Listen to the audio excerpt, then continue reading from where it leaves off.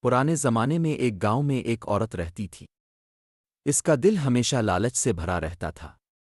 وہ چاہتی تھی کہ اس کے پاس گاؤں کی سب سے زیادہ دولت ہو، سب سے زیادہ سونا ہو اور سب اس کی عزت کریں۔ لیکن اس کی لالچ کی وجہ سے لوگ اس سے دور رہتے تھے۔ اسی گاؤں میں ایک فقیر بھی رہتا تھا۔ اس کے پاس نہ زمین تھی نہ کوئی جائیداد، لیکن وہ ہر حال میں اللہ کا شکر ادا کرتا۔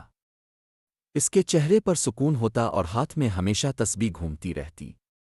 لوگ اس کو اکثر خالی ہاتھ دیکھتے مگر وہ کہتا، اصل دولت دل کا سکون ہے جو اللہ کی رضا سے ملتی ہے۔ ایک دن وہ فقیر عورت کے دروازے پر گیا۔ اس نے ادب سے کہا، بی بی اگر اللہ کی راہ میں کچھ دے دو تو تمہیں برکت ملے گی۔ عورت تنزیہ ہنسنے لگی اور غرور سے بولی، میرے پاس دینے کو کچھ نہیں۔ ہاں اگر لینا ہے تو یہ خالی پیالہ لے جاؤ۔ عورت نے سوچا کہ فقیر کو خالی پیالہ دے کر اس کا مذاق آڑا جائے۔ فقیر نے پیالہ صبر کے ساتھ قبول کیا اور کچھ نہیں کہا۔ فقیر گاؤں کے کچے راستے پر بیٹھ گیا۔ اس نے آسمان کی طرف دیکھا اور کہا، اللہ! یہ تیرے بندے کا خالی پیالہ ہے، تو ہی اسے بھرتا ہے۔ تیرے خزانے کبھی خالی نہیں ہوتے۔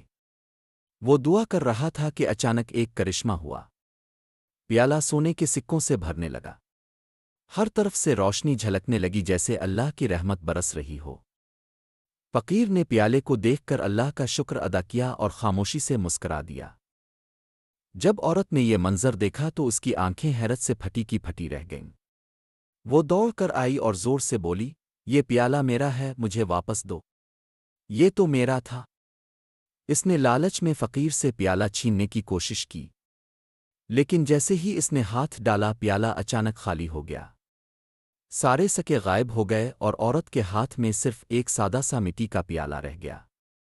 فقیر نے پرسکون انداز میں کہا، بی بی یاد رکھو، لالچ کبھی کسی کو خوشی یا دولت نہیں دیتا۔ رزق اللہ دیتا ہے اور جو قناعت کرتا ہے وہی اصل امیر ہوتا ہے۔ یہ سن کر عورت رونے لگی اور اپنی غلطی پر شرمندہ ہوئی۔ لیکن اب بہت دیر ہو چکی تھی۔ اس کے پاس کچھ نہ رہا۔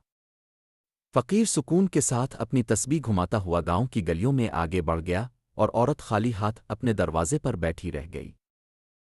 اس کہانی کا پیغام یہ ہے، لالچ ہمیشہ انسان کو خالی کر دیتا ہے، جبکہ قناعت اور صبر اللہ کی طرف سے سکون اور برکت لاتا ہے۔